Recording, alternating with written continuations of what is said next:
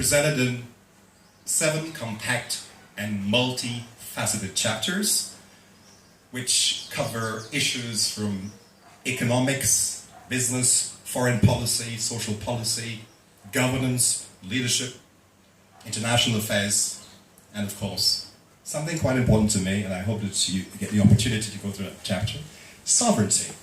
I've written extensively on what it means to be a sovereign nation. All right, but I'll come back to this a bit later. Ladies and gentlemen, the greatest honor in living in a reactionary society is to be a progressive man. As an economic progressive, I needed to explain my insights and my vision into the path of economic recovery and development, pathways to social progress, and of course, good economic governance. And what I've done, I have laid all those issues out in this book, and I've explained to you what progressives think the course of action should be for social change, for the social change that we crave, that we richly crave, and the nature and level of development we should be attaining at this point in time. Progressives believe in pursuing an international approach to economic development. You know, all politics may be local, but economics is international, really. We live in a convergent world, actually. We live in a world which is often referred to as a globalized village. Right? And in this context, the book presents the topics not only from a local point of view, but the regional perspective, and most importantly, connecting the international dots to the local dots.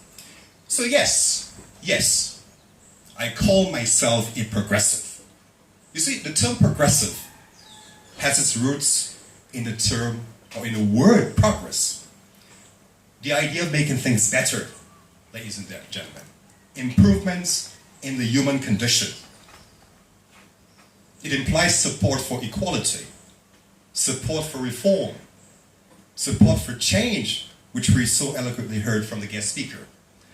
And a very timeless progressive vision and idea is government of the people, for the people, and by the people, as espoused by Abraham Lincoln. Now let me explain the anatomy of the issues which I have sought to deal with in this book. Some of you who have done economics will remember the 19th century economist Alfred Marshall, who brought us those wonderful factors of production, land, labor, capital, and management. And in his time, actually, Alfred Marshall was an economic progressive. He had a very profound interest in human progress and what is now called sustainable development. You know, he was a pioneer of sustainable development. Progressivism is associated with the ideas of the Enlightenment, and particularly the ideas of Immanuel Kant, who happens to be my favorite philosopher. But I'm more interested in the economic progressivism. And my favorite economist, who was a rich progressive at his time, was John Maynard Keynes, who had a school of economic thought named after him. Now, I'm a crazy Keynesian, really. I'm really a crazy Keynesian. But perhaps a bit later, in the first chapter, I'm explaining precisely what Keynesian economics is all about. Right. And of course, the Industrial Revolution and social democracy, they were both underpinned by progressive ideas. Hillary Clinton, and I hope that she emerges victorious actually in November. I hope that Donald Trump never gets the opportunity to see the inside of the White House, ladies and gentlemen. But Hillary Clinton likes to say, I'm a progressive because I like to get things done. And for me, ladies and gentlemen, this statement exemplifies what really drives social change and economic development. It is execution, implementation, getting things done. This This country has an execution problem. We can't deny this. The worst, just about the worst thing that's ever happened to St. Lucia is productivity. We have a serious productivity and customer service issue in this country. All right? Progressives believe it is not the images of ideology, but the imperatives of technology and organization which determine the shape of economic society. That's what progressives believe.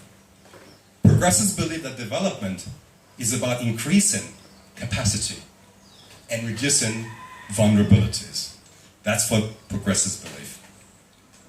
And most importantly, since the book is written in a global context, really, vis-a-vis our own local circumstances, progressives believe that although globalization may be indispensable, irreversible, and unavoidable, or if you like, inevitable, progressives believe it should not be practiced or pursued at the expense of the principles of diversity, the principles of equity, the principles of sustainability, the principles of culture, and national autonomy. All right? We should never see globalization as simply being a socioeconomic process towards disempowering people through short-term, profit-driven motives. That should never be the gist of globalization. And so, ladies and gentlemen, this book seeks to address what I call the trifecta of inequality. Wealth inequality, income inequality, and perhaps something which is pretty close to my heart, relevant in this country, what you call opportunity inequality. And it seeks actually to explain what we can do to address those issues of inequality. Now, I don't want to say much about the contents of my book as such, because you might not see the need to buy it, and of course that would be a real shame. And you know, I'm all in it for the money, just like somebody said this a while ago, I think it was Solo. So, ladies and gentlemen, I will use the opportunity to read a few excerpts from my latest book. So I'll now turn to page 168.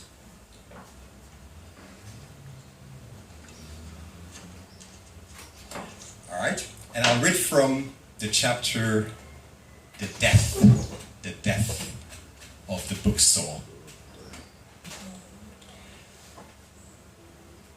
The writing is on the wall.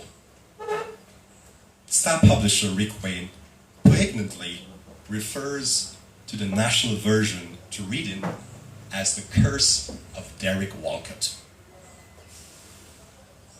To the growing list of things in St. Lucia that will be extinct in our children's world, we can now add bookstores. Does it surprise us? No. After all, to us, reading seems to be an alien culture, like some people alluded to a while ago. Should we care? You bet we should. Because it's hard to imagine a nation, any nation, without bookstores. But then, there is the St. Lucian reality, however horrifying. Visitors, and this is a very critical point, visitors to St. Lucia often encounter Nobel Prize winner Derek Walcott relaxing or painting at the beach. What a pity they cannot buy his books and return home with an autographed volume. The more discerning amongst us will doubtless lament the steady disappearance of a last great place for meandering, the oasis of calm in a hectic city and in suburban malls where we can go to kill time, expose ourselves to new stuff, look for a gift or two without something specific in mind. For as long as I can remember, St. Lucians have had an ambivalent relationship with books. And I'm reading from page 169. And this is critical. It's not uncommon to hear adults acknowledge that they haven't read a book since they left school. Generally, today's parents hardly encourage their kids to read. The internet has become the main source of research and recreation. Is it any wonder that many of our kids cannot think critically and are not intellectually curious? Even the adults themselves do not read for facts and have become poor listeners. Yet everyone seems to have an opinion, an expert opinion on everything. You just have to listen to talk shows every day. Something I call the A syndrome. Advisors, consultants, and experts.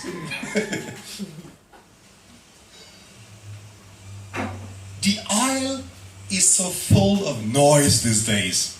You know, actually, this is the title of one of Derek Walcott's books. The aisle is so full of noise these days.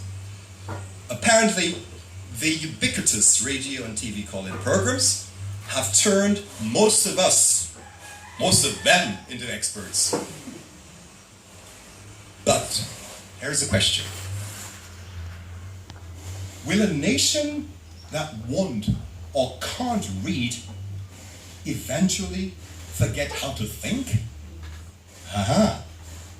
Will a nation that won't or can't read will eventually